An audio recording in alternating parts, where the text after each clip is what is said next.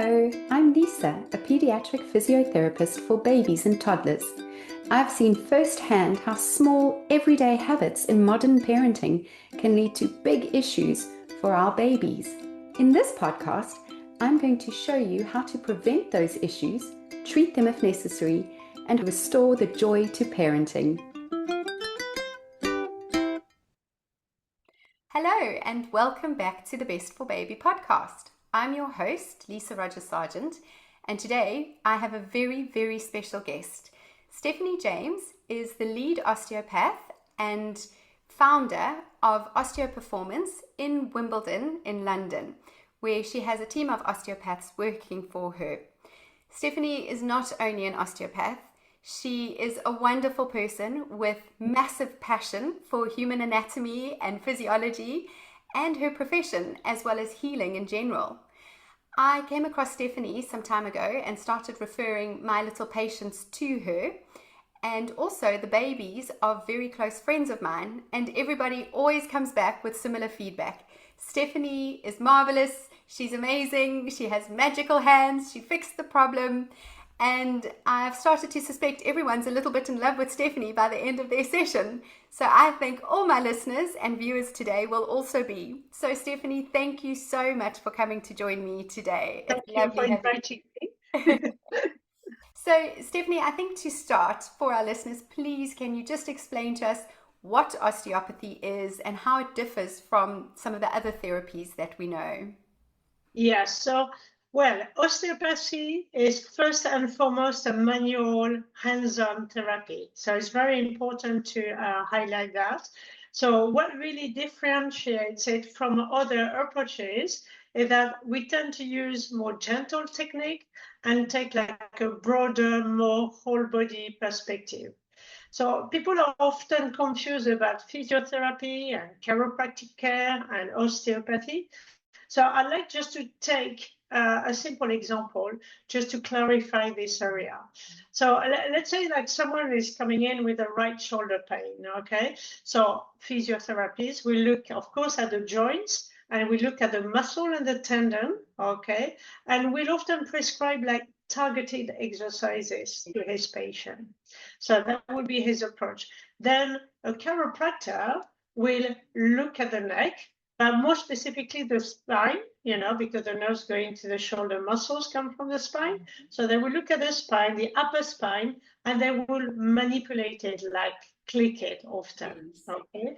So if you go and see an osteopath, we just step back a bit more. So of course we will look at the neck and the shoulder. We would assess it like a physio or chiropractor do, but we will also integrate like some more structure. So for instance, like we will look at the pelvis, because people are always surprised when I look at the pelvis for shoulder issue. So actually, like 30% of your range of shoulders come from the pelvis. So if your pelvis is stuck, you're going to start compensating with the shoulder.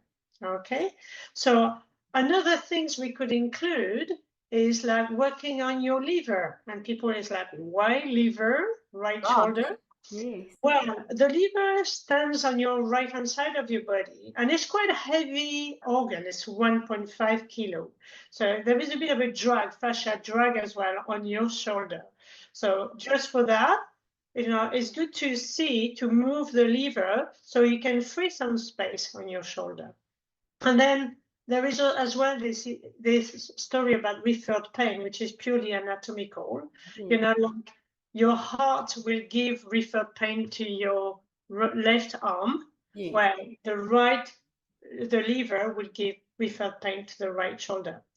So basically, in osteopathy, it's about understanding how things are interconnected, okay? And that one symptom in one area may cause somewhere else.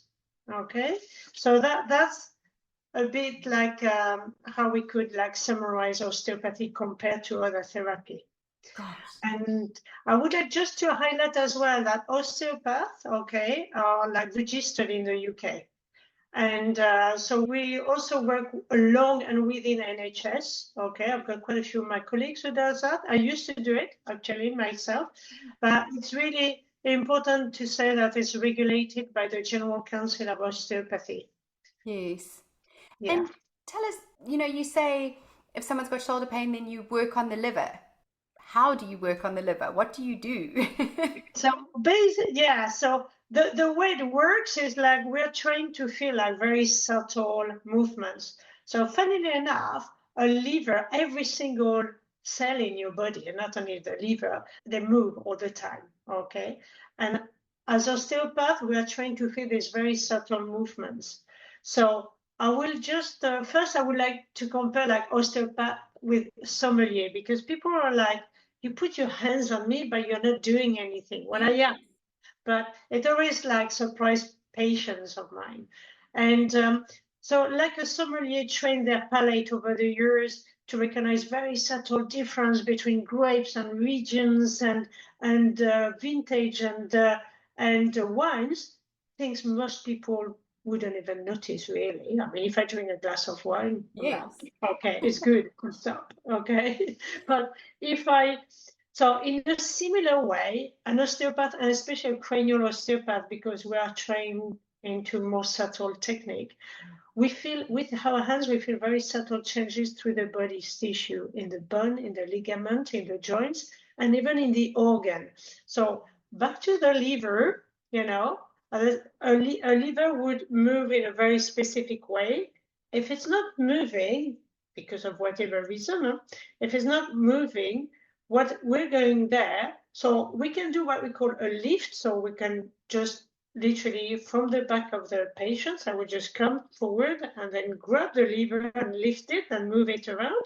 Or I can simply put my hands on it and just feel for that little movements that we expect a lever to do and encourage it. Encourage it. And movement is life in osteopathy. Very, very, very important.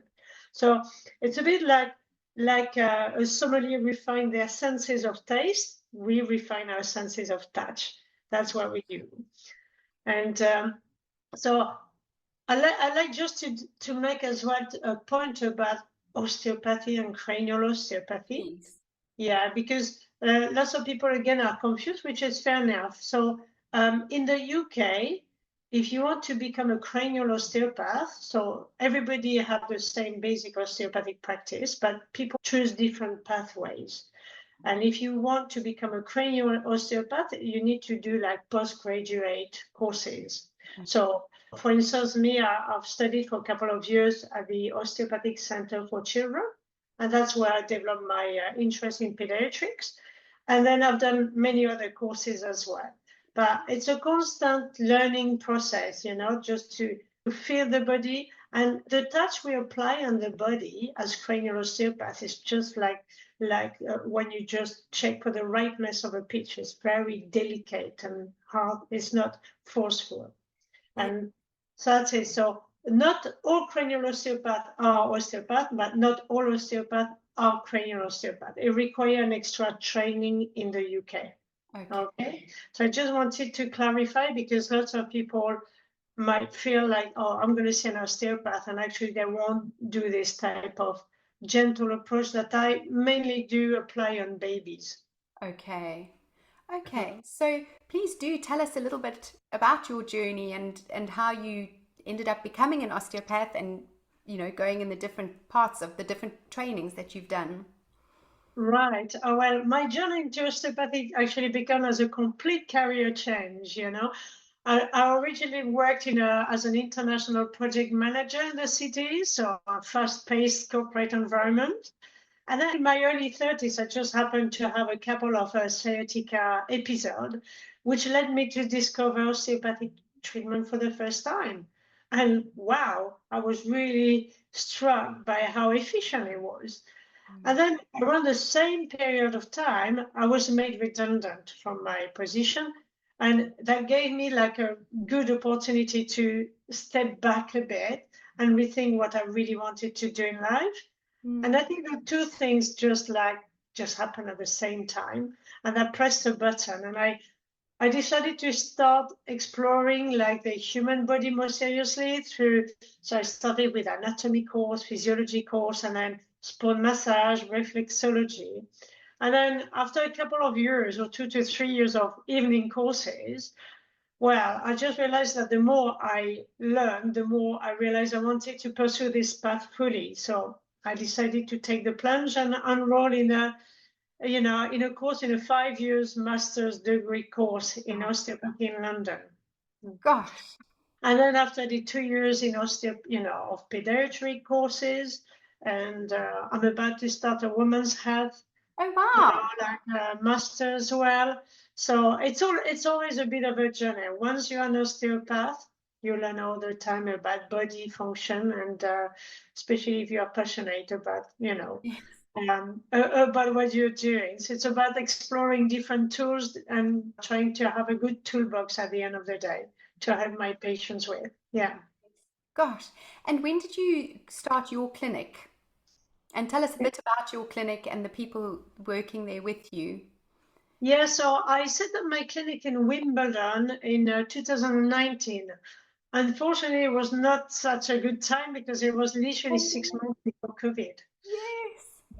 It was a bit of a blow at first. It's been very difficult. It took me like a good couple of years to come back from the COVID issue and the consequences of my business. But today is like a multidisciplinary clinic. So basically, there are like a few physio working in my clinic. So they're independent from me. I've got 3 physios, including a neurophysio who works more with Parkinson's and neuro presentations. And then I also have like acupuncturist, a psychotherapist, nutritionist, even like scar therapist. So I have like a good range of people, even menopause, doctors as well, specialists. And working for myself, I have 2 wonderful associates in the person of Grit and Eloise.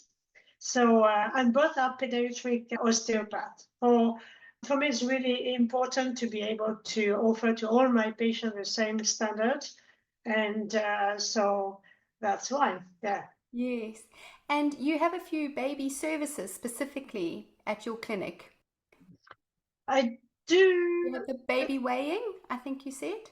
That's it. So it's something we offer to local moms in Wimbledon, Rains Park, or, it's just every Wednesday afternoon between 12 and 1 p.m.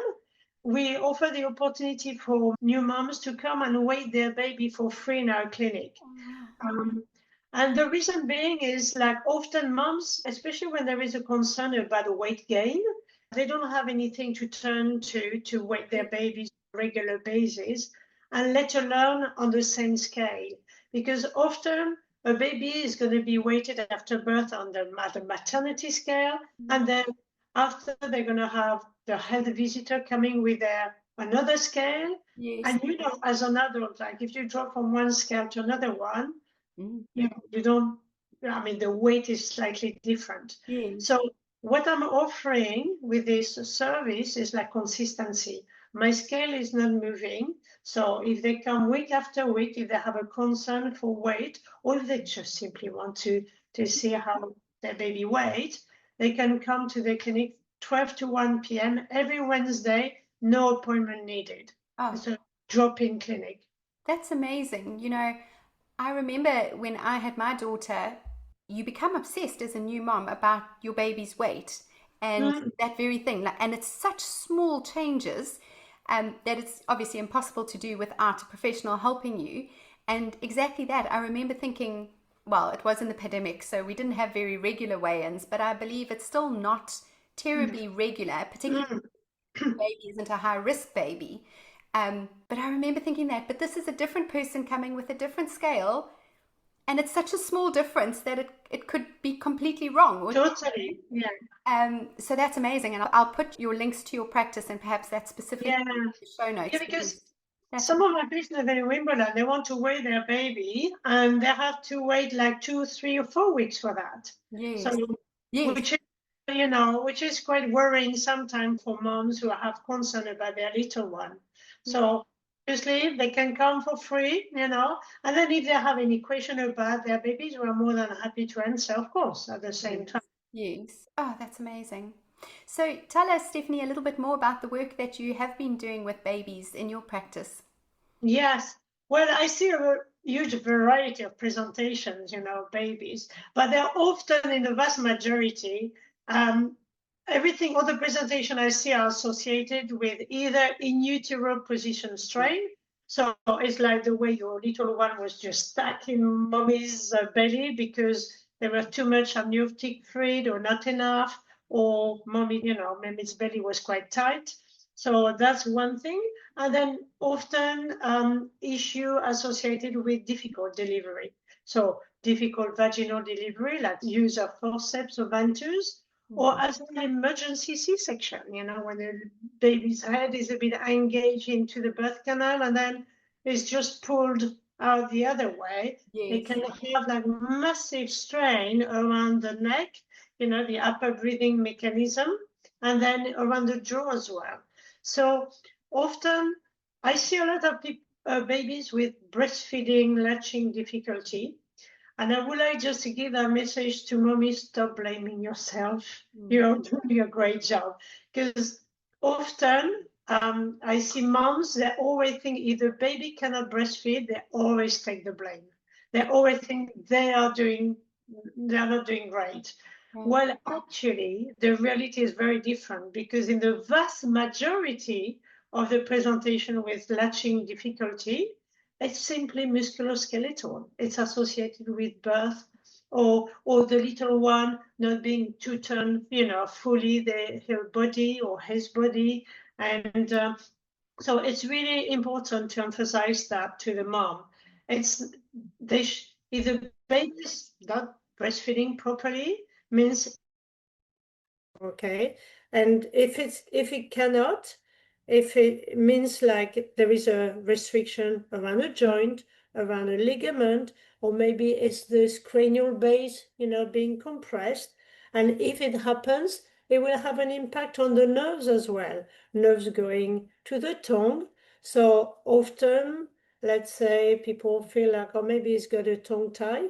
I would advise like before maybe having a tongue tie to see an osteopath first, see whether by releasing the neck and the tension around the head associated with forceps or ventouse can help. And then if it's still an issue, then they can go and see a tongue tie specialist if they wish. But so it's all this issue we're meeting around latching, okay? But if moms, you're listening to our podcast, please, don't feel guilty about the way you feel, you feed. You're doing a great job. It's just the little one is a bit stuck in a Yes. way, Gosh, okay? I often have babies that I see, and there's always obviously, there's always a history of feeding difficulties and things like that because I'm seeing babies, with difficulties. But the mums will often say that they had a tongue tie release and it didn't help. The baby still had feeding difficulties. Mm-hmm. I would say it's a 50-50% chance, sorry. So that's why it's not it, because the breastfeeding experience is a whole body experience for baby. Okay, so if the baby it cannot turn his head properly left and right, it's going to be very difficult to latch.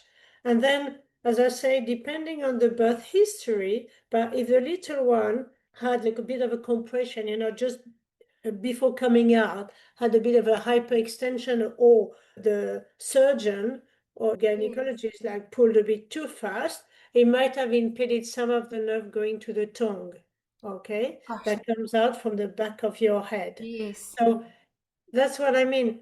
Tongue tie is latching difficulty could be associated with tongue tie, but it's not 100%, the story of the whole thing. And that's why tongue tie is quite an invasive procedure, Yes. and that's why I often invite parents to come and see a cranial osteopath, see if 1 or 2 sessions makes a difference, and they might not need it. Okay, that's why. Gosh, that's incredible because I think it is quite a traumatic thing for a parent to go through, and certainly a lot of them, once they've done the procedure, they still have to do the exercises where they put their fingers in the baby's mouth and Yeah. stretch, and it's all Yeah, very traumatic for the parent and the baby. So, yeah, it's very invasive, you know. I gosh, mean, yeah. I think for some parents, so for some baby, it definitely helps.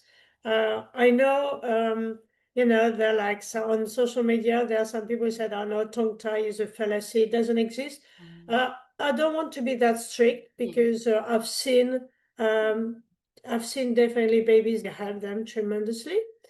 Mm. But it's, osteopathy complete this. But before having something invasive, I think as a parent, it's worth trying something Definitely. non-invasive like osteopathy. Yeah. And then if it's not happening, then you might consider tongue tie. Yeah. Gosh. Sure. So that's one of the birthing areas you look at. Yes. I think we overlap quite a lot. We talk about molded baby syndrome, where the baby has been impacted on their position in the womb, or particularly your bigger babies, or if there's more than one baby. Mm, And as a result, I see a lot of babies with the head turning preference, and then yes. their head shape issues. Um, That's so mm. yeah, tell us a bit about what you do with those babies. Yeah, that's it. So often, that preference, or either torticollis, which is quite severe preference for one side, or just a flat head. Well, they often develop a flat head syndrome because the baby's skull is so soft at the beginning, so that's why it take the shape of the mattress actually. But so what we do again, we look a lot at the head. The way your head is sitting at the top of your spine. Okay, so it can be quite challenged, and so it could be more compressed on one side than the other. So we call it the occipital atlas joint. So basically, it's something like we can work on in a very gentle way. Again, we put our hands flat on the baby and we just like gently manipulate. But it's so very subtle. It's a bit boring for parents to watch because it's like, what are you What are doing? you Well, doing? are Yes. you really doing something? I do, because each time it's all very subtle and gentle. But in terms of anatomy, we're going to look at the occipital atlas joint, so the way your head is sitting on your first vertebrae.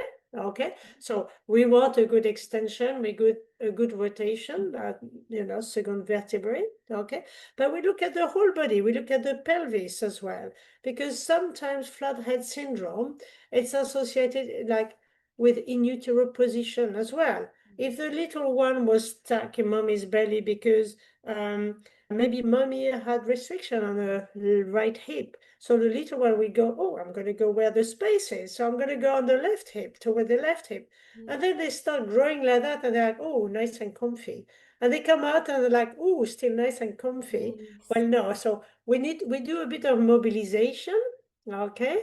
And then again, we work on the shoulder, we work on the clavicle, on the upper ribs, on the neck, on the head, and a lot on the pelvis as well. But I even work on the foot for a preference for one Yes. side or the other. Yeah, there's a Gosh. little technique which is really good, and parents are always amazed when I do it because in the vast majority of cases, like the little one is like, oh, that's good, and they turn their head left and right That's straight after. incredible. Gosh. So I think for anyone who missed that, I think what you're saying is you can do a tiny little movement, gentle, gentle mobilization on the baby's foot to Yeah. help improve their ability to turn their head. Totally. And we call it the release of the superficial front line of fascia.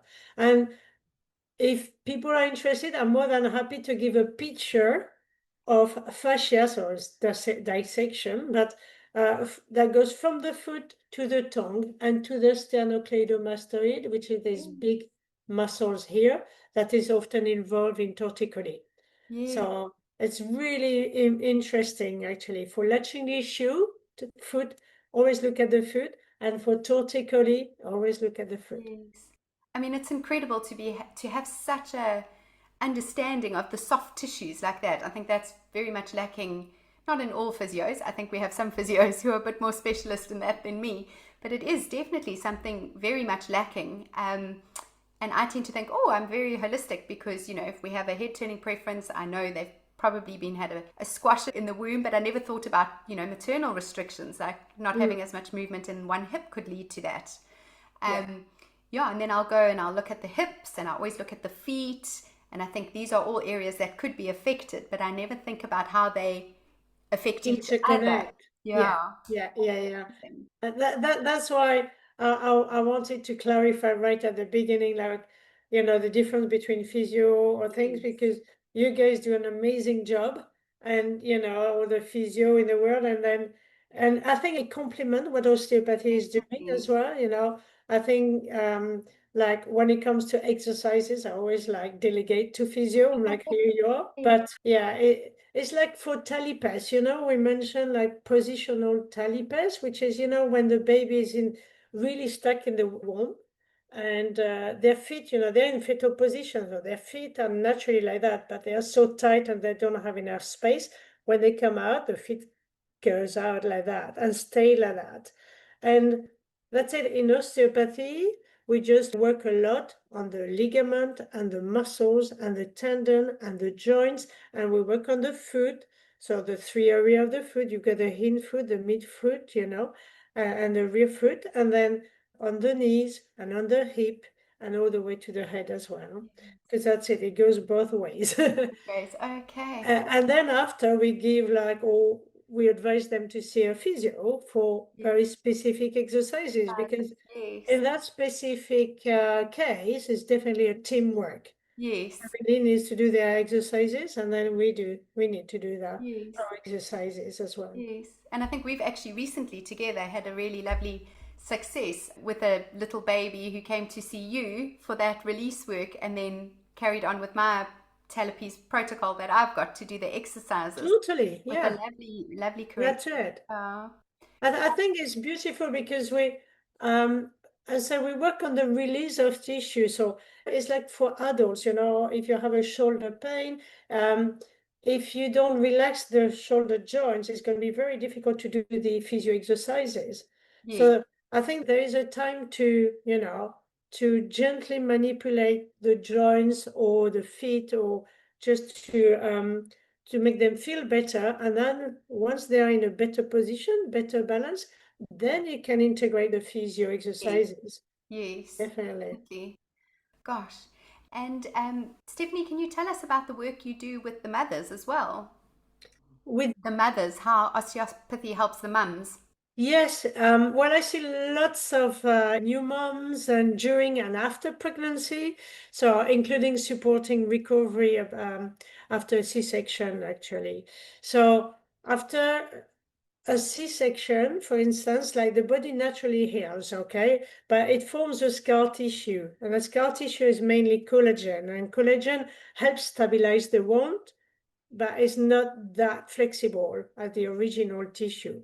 So it sort of creates a bit of adhesions, and a C-section is funny because it's really underlooked, and I feel really sorry for all these women going under C-section, because it has massive impact, mechanic impacts on the lower back, on the hip, on the pelvis, but even on the knees, And so by not ignoring it, but not recognizing it, you forget a massive event in your lifetime that might have had consequences on your well-being. So the C-section for me, as an osteopath, working on scar tissue is really important, and but especially on C-section, because it's usually between 10 to 15 centimeters wide, and depending on the house surgeon, is it at the end of his shift, a bit tired, so it's going to be a bit deeper? Is the baby, I mean, was it challenging just to open up? I see lots of stories about scar tissue that can be quite challenging for women to deal with after. Yes. So I think I mean, I would invite any woman who had a C-section scar, even 5 years, 10 years, 15 Really? years later, doesn't matter. But if they have a recurrent, mechanical issue around the lower back, around the pelvis, the hip, the knee, to definitely consult an osteopath who can work on their C-section Yes. scar. because it just release massive, I mean, it's enormous what it does in terms of release, and it free the joints. And often people mention like they feel like they reclaim their body. Oh, wow. Then Gosh, because that's it. So I had a cesarean section, but it was a planned one, so there wasn't yeah, the but still, the trauma. However, it did get infected. One side got infected soon after it was done, and that was the right side of the scar. And I've always had right hip pain since then. And before I had a baby, I never knew when I was ovulating. And now, after having the cesarean, every time when I ovulate, I have pain, but only on the right side where it was infected. yeah, And my daughter's nearly 6 years old. Do you think, you still at this stage, you would be able to help with that? definitely, Really? definitely, yeah, yeah, yeah. Gosh. I do it all the time, and people are always surprised. As I say, even people like 15 years later, they Yes. feel the difference. They're like, wow, they can stand better, exercise better.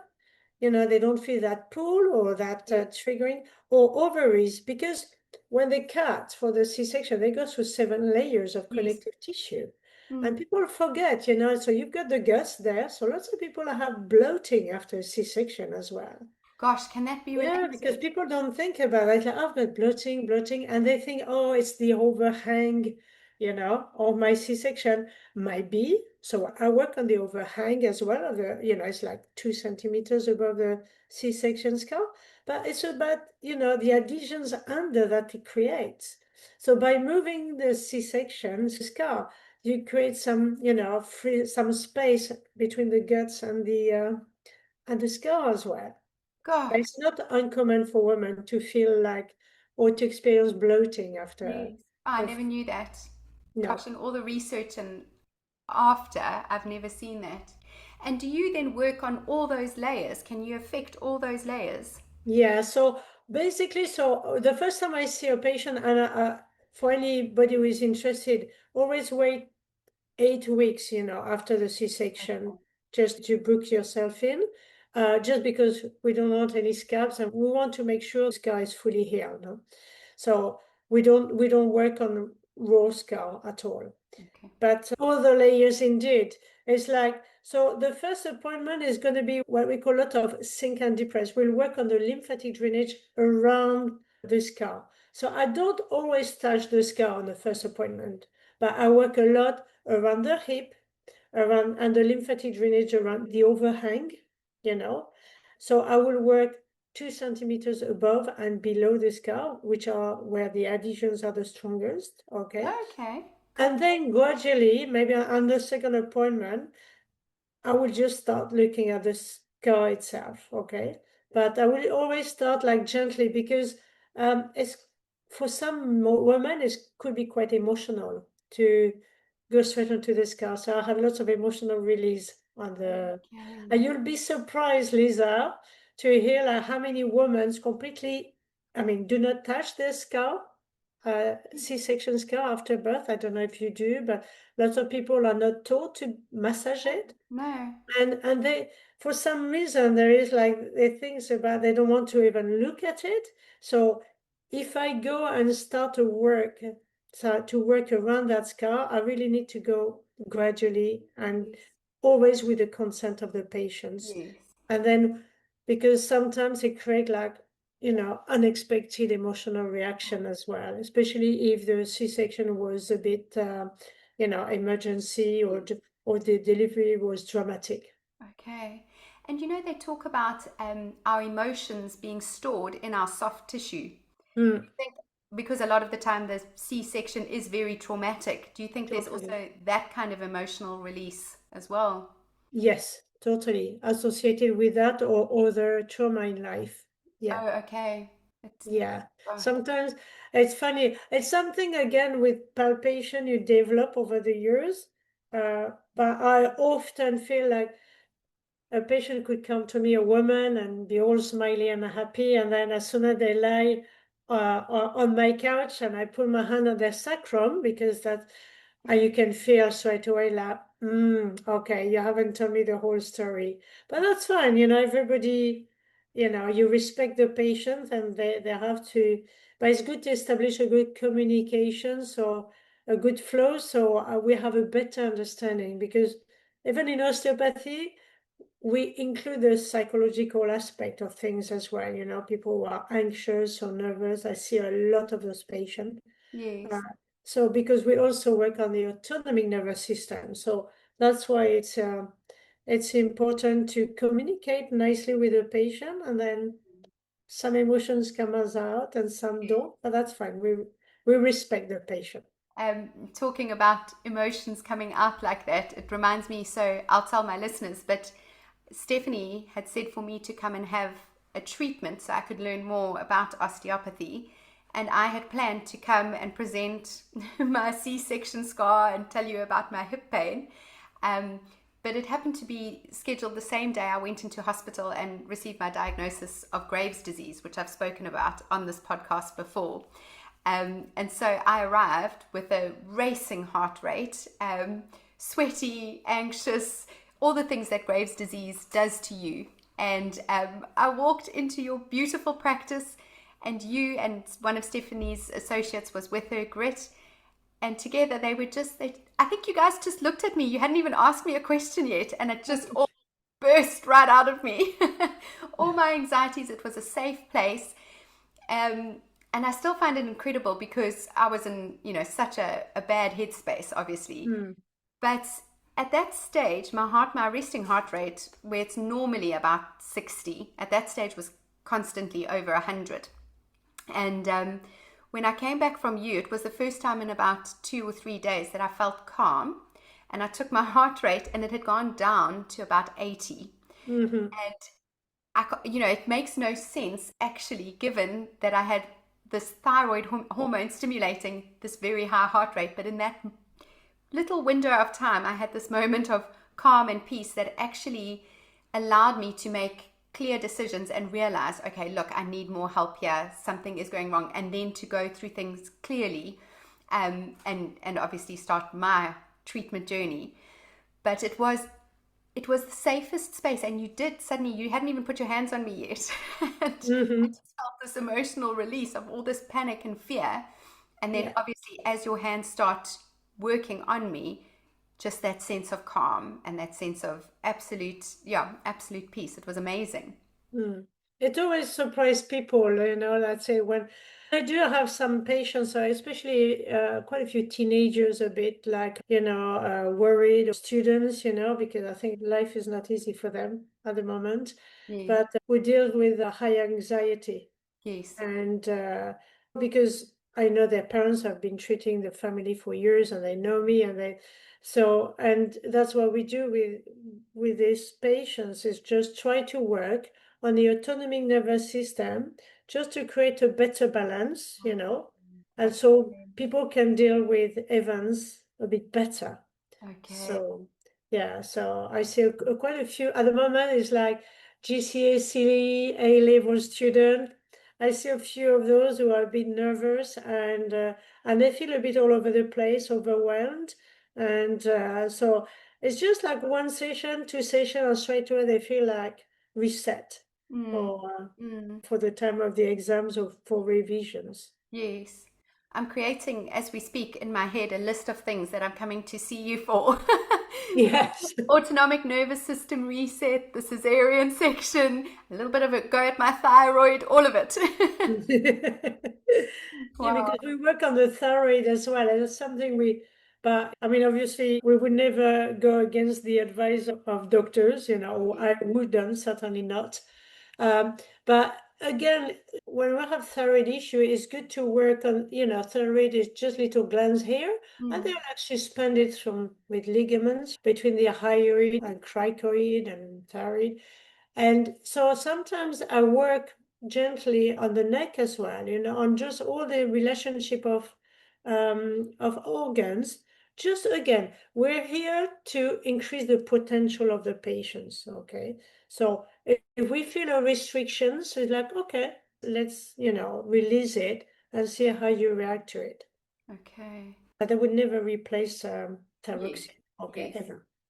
I think if you have your mindset like I do for healing, and so I'm making life changes and adjustments, I Yeah. think all of this kind of gives you the best chance for that in the hopes of then later not being reliant on medication necessarily.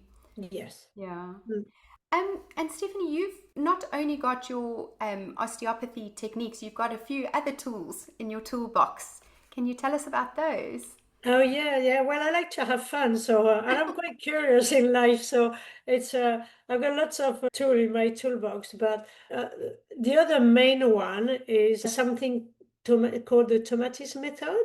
Okay, so I don't know, people might not be familiar with that, No. but the Tomatis method is sound-based neurostimulation approach. So basically, what it is we use the sound, okay, just to stimulate some neuronal pathways around the brain. Okay, so it's a lovely method to use.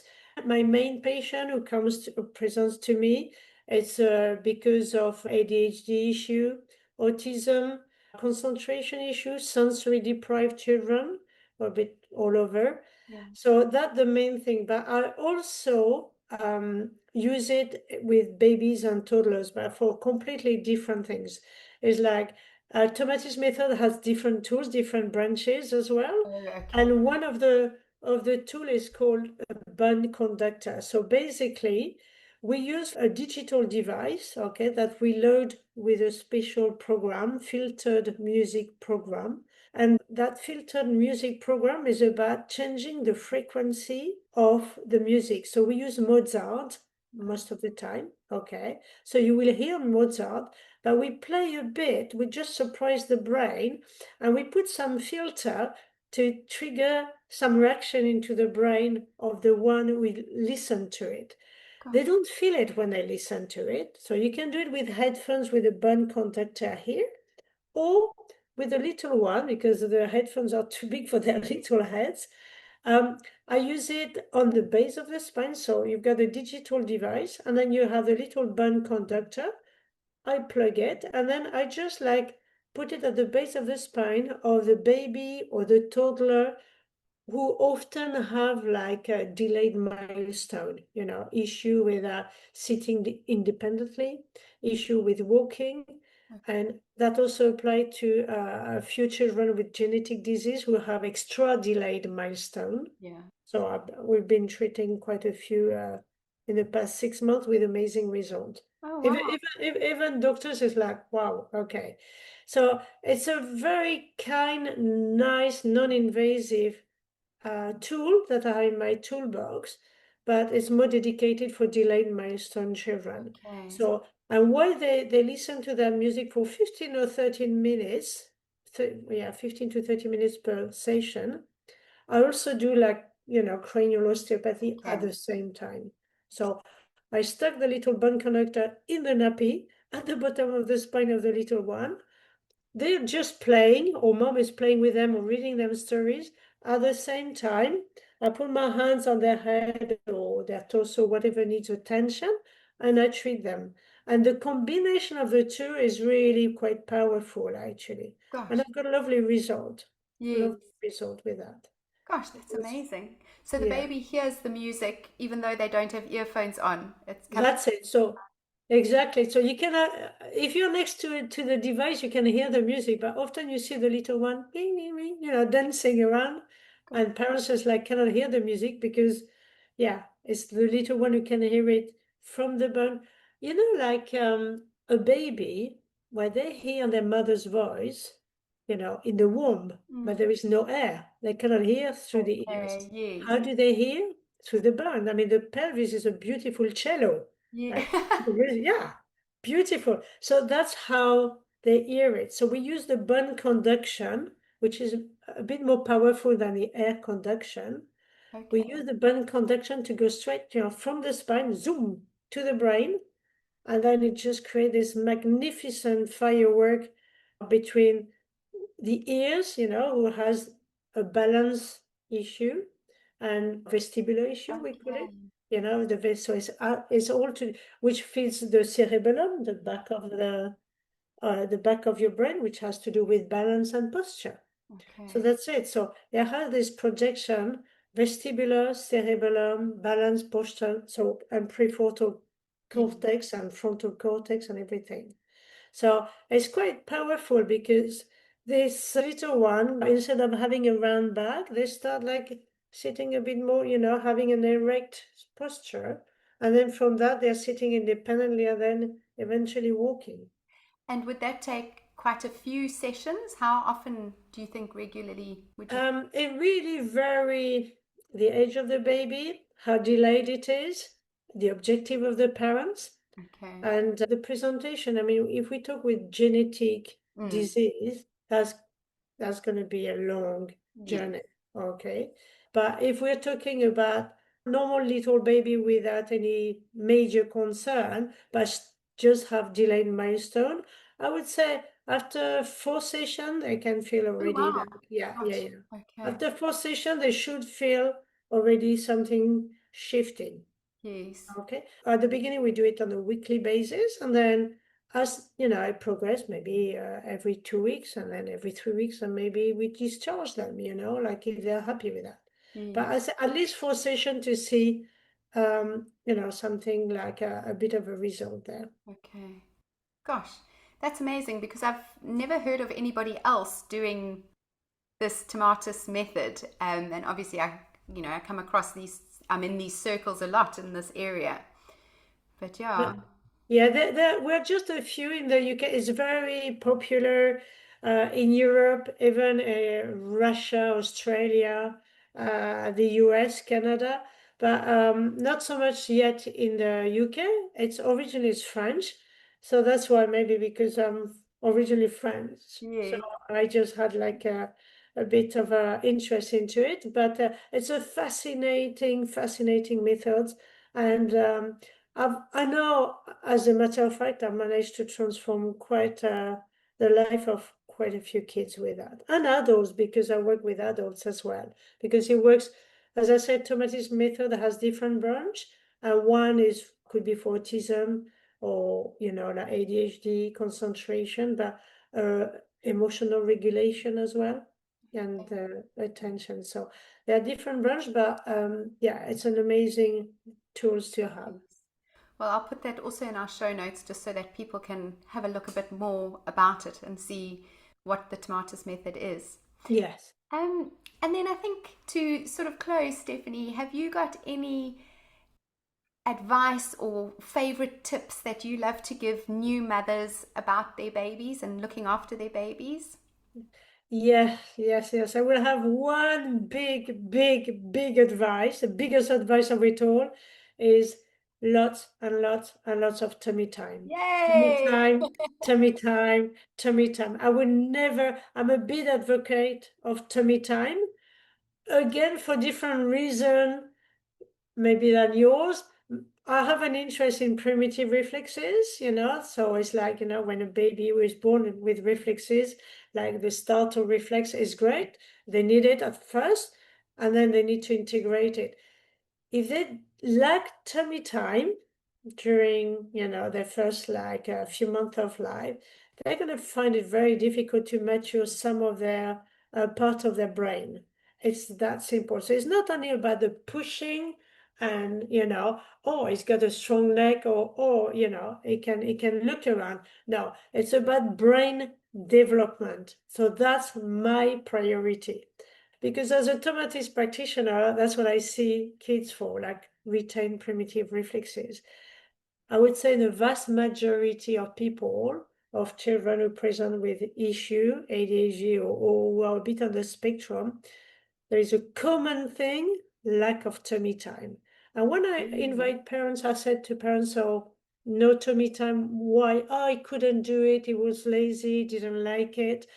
If he doesn't like it, or if he cannot do it, I would invite you to consult an osteopath, because a baby can or cannot, it's like a baby is simple. They're not pretending, they're not, So I would say if they cannot do tummy time, just check or have them check for any restriction in the neck, in the lower back, okay, in their pelvis maybe. And then for the first 10 or 11 months of a baby's life, just do as much tummy time as you can, because it's so important what they learn, let them wriggle on the floor, roll on the floor. Let them like mess around and fail and sometimes maybe cry. But it's really important that they are crucial stage of development, and that prepare them for crawling. Crawling will prepare them for walking. And as I say, it's not only about the movement. Crawling is about the integration of your midline. So it's about your future academic skills, your future sporting skills. Like if you cannot crawl properly, you cannot cross the midline properly, you're going to find it very difficult to write or to read from left to the right. The kids are going to struggle later. Okay, same for when you crawl, you look up when you want to crawl, ding, ding, ding. So, but if you cannot look up and down, how would you be able, once you're at school, you are sat in a chair and you're like writing something and you look at the teacher or the board and back again. If you cannot do that, if your brain doesn't integrate that, the kids is going to wiggle on the chair and lose attention, concentration, etc. It's going to be really challenging for them later in life. So that's my biggest advice for all new moms. And I know in the UK there is a bit of a scare of putting babies on their front. No, baby belongs to the floor, and the more on their front, the better. So I would say try to avoid as well the use of bouncers or for too long, or any what we call containers, so bouncers or car seats or whatever. It's great if you want to take a shower. Okay, 20 minutes in a bouncer, that's okay, but not 3 hours. A baby needs to be on the floor, and he needs to be able to extend their arms on the left, on the right, arch, and try to roll as well. Yeah. Gosh, so I kind of not get embarrassed, but on this show, I'm always saying, and the answer is tummy time. And for what it seems like, whatever the problem is, I'm saying the answer is tummy time, no matter what. If it's a head shape issue, if it's a delayed development, I'm always saying tummy time. But in a physio capacity, I'm always thinking of it in terms of building stability, building strength, building, ability and perception and those kind of things. I've never thought of it the way you've explained it in terms of, and I think it's your integration of your primitive reflexes with the looking up, but I've never taken it to that level in my mind, and it obviously therefore reinforces what I'm saying, and it is so very important. But I tend to come at it from a point of view where parents will say to me, the baby doesn't like tummy time, and I know there's a reason for it, and I know that is probably going to be a reason that might lead them to battle with crawling and have delayed development. So I come in and I try and find ways to make it nice for the baby or to make it easier to do it, and in the hopes that just if we're there enough, they will be able to do it.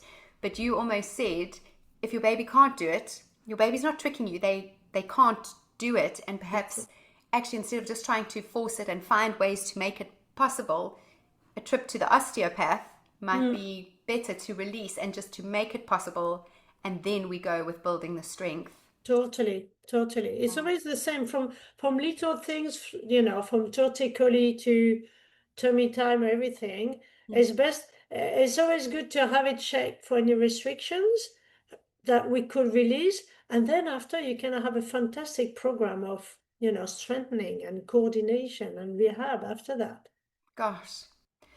Wow. Well, that's given me a lot to think about, a lot I want to come and see you for, and now I'm thinking, I wish I had known you when I had my daughter. So it'll be me and my daughter, and then it'll be me and my daughter and my husband coming to see you. Well, but thank you so much. It's been so interesting to talk to you. I've thoroughly enjoyed this, and it's given me a few new ideas of how to start things, and certainly probably increase the referrals to you. So thank you very, very much, Stephanie, for joining me today. Okay, well, thank you for inviting me, Lisa. It's been a pleasure. Thank you so much. Talking about osteopathy and what we do at the clinic in Wimbledon. And we've loved it. I've loved every minute of it. Okay, thank you. Thank you. So thank you for listening to today's episode. I have thoroughly enjoyed our conversation with the wonderful Stephanie James, and I hope you did too. And with that, I wish you all the very best and all the best for your baby.